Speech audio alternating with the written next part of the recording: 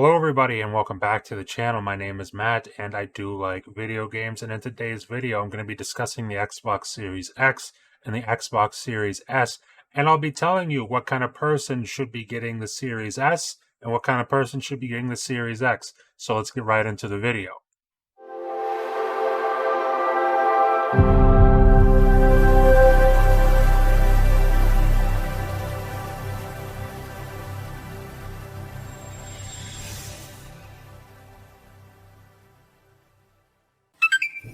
So I think it's important to start the video talking about what these consoles have in common with each other. They are built on the same next-gen Velocity architecture, which basically means that they share the same features. Things like the ability to swap between games quickly with quick resume, faster load times with the addition of a super fast SSD to both of the consoles. You'll also be getting next-gen AMD features like ray tracing and VRS to make sure your games are looking really pretty and performing as intended. Both consoles also fully support HDMI 2.1, which means you'll have things like VRR support and support for 120 FPS gaming on both consoles, with the Series X going all the way up to 4K at 120 FPS. Now technically, VRR isn't next-gen exclusive because it was used in the Xbox One X towards the very end of that console's life cycle, if I'm not mistaken. But it's much more widely supported now, as opposed to really just being a select few games on Xbox One X.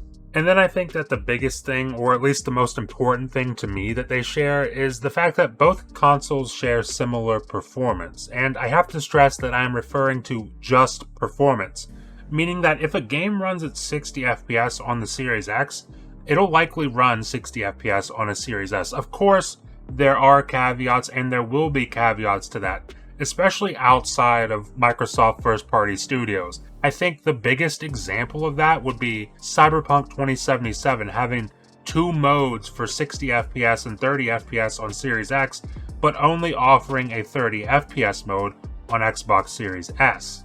And the final thing that I want to mention here as far as the similarities between these two consoles is the fact that the UI is the same. In fact, it's the same across the Xbox Series and Xbox One generation of consoles.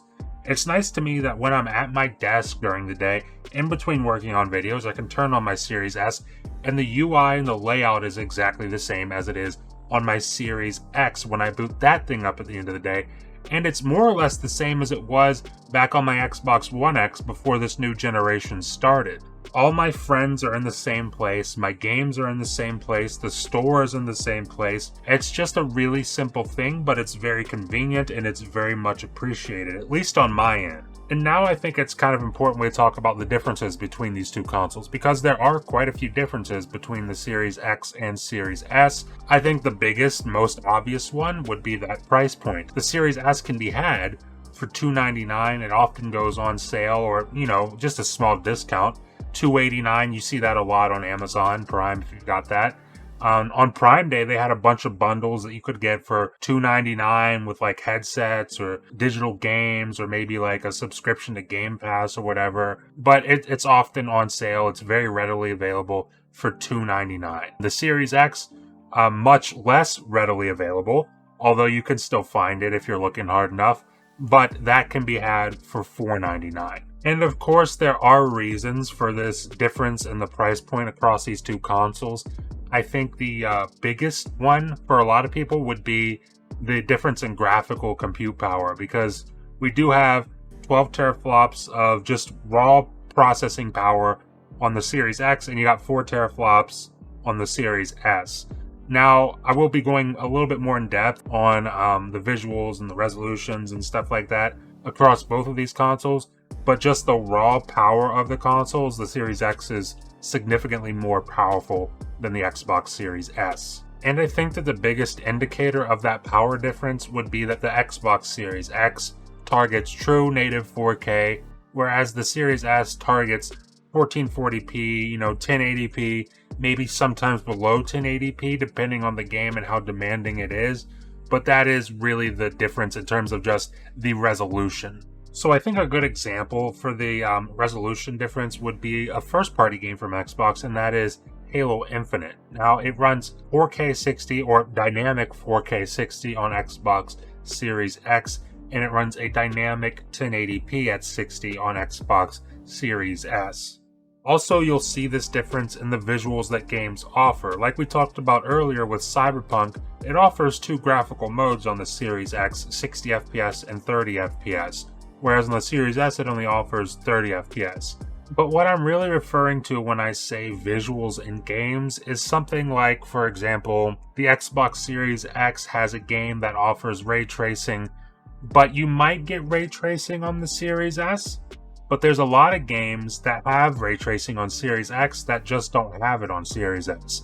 And that's because of the cut down power in the GPU. Now, you will still see games with ray tracing on Series S. It's been done before. I'm pretty sure Watch Dogs Legion is one of them. I'm almost certain that Metro Exodus is one of them, albeit at a very low resolution, but it's there. But there's a lot more games on Series X with ray tracing. So if ray tracing is something that's really important to you, you want the very best lighting detail, you want the best shadows, you want the best reflections, then, that might be your console, the Series X. Now, something that's very important when trying to decide between a Series X and a Series S is, are you someone who has a huge collection or even just a small collection of physical game discs for Xbox, like from the original Xbox, from Xbox 360, from Xbox One? Do you have a lot of discs for those consoles? Because if so, you're probably going to want to go for the Series X simply because it has that disk drive. You can insert those discs if they're compatible with the backwards compatibility program, and you can download them and play them whenever you want. But if you're someone who doesn't really care about buying physical game discs, well, then the Series S might be for you, because the form factor of this console, which I will be talking about in just a second here, but it is smaller than the Xbox Series X, and that's because it cuts out that bulky Blu-ray drive the Series X has. And the form factor can be a big factor when you're trying to decide between the Series X and the Series S, because the Series X, like I said, is bigger than the Series S. I mean, it's not the biggest console on the market right now. Obviously, you got the PS5, and if you've got a PS5 or if you've seen a PS5, then you know exactly what I'm talking about. That thing is a big boy. But the Series X, it's a pretty big console too. I know for me personally, the Series X would fit in my entertainment center standing up, and the only reason I don't have it standing up is because if it was, then that would cut off the ventilation pretty severely and it would probably overheat. But the Xbox Series S is so small that it can fit just about anywhere. In fact, I'll say it right now, if you're a parent who has a child who wants to get into gaming and you don't have a system for them, get them the Xbox Series S. You could put it in the kids' room and it will take up absolutely no space at all. Or maybe you're just a regular college student in a dorm and you don't have a lot of space. I know most dorms don't have huge entertainment centers. In fact, the entertainment center in most dorms is just a tabletop. You can get a Series S, you can set it on the tabletop right next to your TV. It's gonna look good because the Series S is a pretty sleek looking console, honestly. But that is something that I wanted to bring up that I know may not be important to a lot of people, because a lot of people have entertainment systems with plenty of space, but for some people, the Series S might be the option because you don't have a lot of space. But hands down, I think the biggest thing that you will notice as far as the difference between these two consoles is the storage.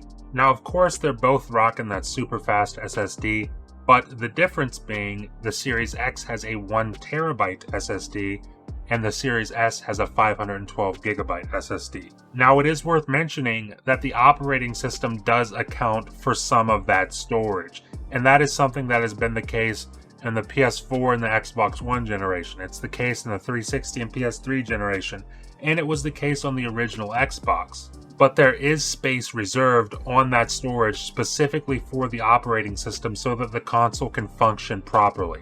Now, the end result for gamers means that out of that 1TB of storage on the Xbox Series X, you'll actually be able to store about 812GB of games. And on the Series S, out of that 512GB of storage, you'll be able to store about 364GB of games. But the good news is that there is a way around this, and in fact, I did make a video discussing this not too long ago, if I'm not mistaken. I'll leave a link to that video in the description if you want to check it out.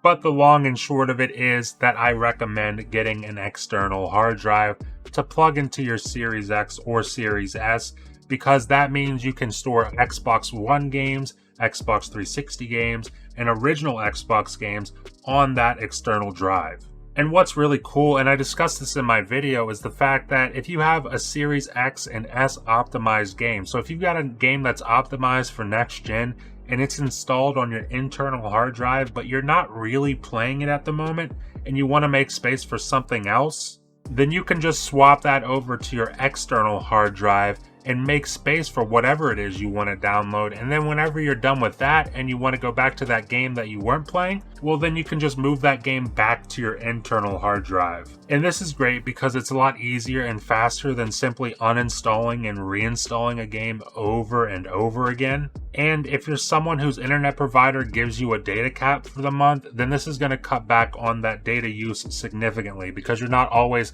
uninstalling and reinstalling a game. But I think it's about time that I give my final verdict on the matter. I think it's pretty obvious that the Xbox Series X is kind of the pinnacle of console gaming as far as Xbox is concerned right now.